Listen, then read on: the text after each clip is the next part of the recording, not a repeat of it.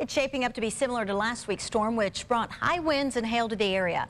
Let's go to Chief Meteorologist Austin Bowling to find out when and where he's expecting it to hit. Austin? An update on that measure in the Oklahoma legislature that would give terminally ill patients the right to try experimental medicines. The bill was a Boston medical examiner today described removing small nails, metal pellets, and other debris from the wounds suffered by an 8-year-old who was killed in the 2013 Boston Marathon bombing. A woman is recovering from critical injuries after she rolled her SUV in far southwestern Oklahoma. Happened yesterday on Highway 62. About more than 10 minutes of video depicting a deadly Oklahoma police officer involved shooting last week was released tonight by the Muskogee Police Department. Now you're about to see a clip taken from that video recorded by the officer's body camera. But first, we must warn you, the audio may be too disturbing for some. Okay, let's go patch down for weapons, okay? You got anything that's gonna poke, stick up and hurt me? Okay, just relax for me. Just relax. Relax. Why are you shaking for? Relax.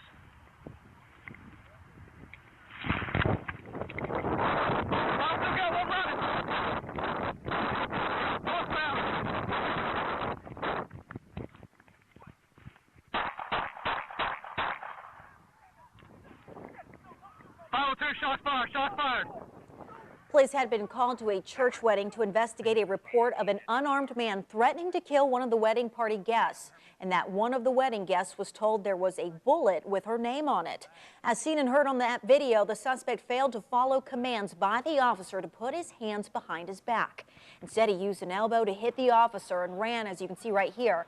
He was shot after he stopped to pick up an item believed to be a loaded gun and pointed it at the police chasing him. The officer fired, killing the suspect. A statement from the police said, quote, "It is our belief that the video clearly shows the suspect pointing the gun." It was a night of sweets and celebration as the city of Lawton held its first ever cake gala and competition. It featured samples from 10 area bakers following the theme, Reaching for the Stars. The event was put on by the women of the Philanthropic Education Organization. The group is raising money for scholarships. The U.S. Drought Monitor says more than 1.8 million Oklahomans are being affected by an ongoing deepening drought. The Oklahoma Water Resources Board says in the past month, the percentage of Oklahoma classified as being in exceptional drought. The Secret Service says a low-flying drone that crashed into the White House grounds caused security concerns and a lockdown. Police said the home was unfit for a child to live in. Caseworker told police DHS had been referred to the home in the past. Couple was placed under arrest. Killers have broken into at least 10 RVs at a lot in Lawton over the past few days and made off with roughly 20 televisions. The owner says he's looking at a $20,000 loss when you add in the damage to the RVs. A Lawton man is the national winner of a $10,000 prize. Stephen Torres arrived at Car-Mart this morning thinking he had won $100. When he got there, they told him it was an April Fool's joke. The punchline, he had actually won 10 grand. Torres was picked from a drawing. We have new information on that assault yesterday inside a Family Dollar store in North Lawton. Police say Mark Culler, seen here, shot at the victim from his minivan and chased him into a Family Dollar store near Northwest Smith Avenue and Sheridan Road.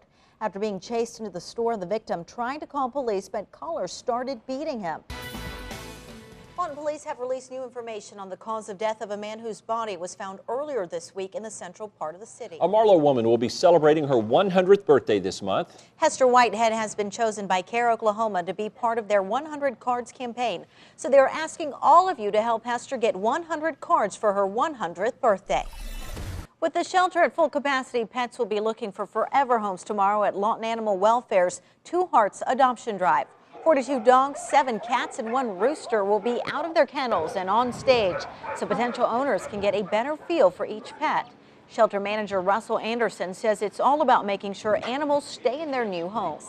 A local church is hosting an Easter egg hunt so big they'll be using the Cameron University football field. This is the first year for Grace Fellowship's Easter egg scramble. Over 200 volunteers will cover the football field with 60,000 eggs, each one filled with toys and candy. An unexpected delay today in the preliminary hearing for a former Comanche County official charged with possession of child pornography. Clinton Wagstaff faces 3 counts after investigators found images of young boys engaged in sexual activity on his work computer and 2 hard drives. On Tuesday, the Alta City Council voted in its newest member following the resignation of former council member Michael Beeson on February 3rd.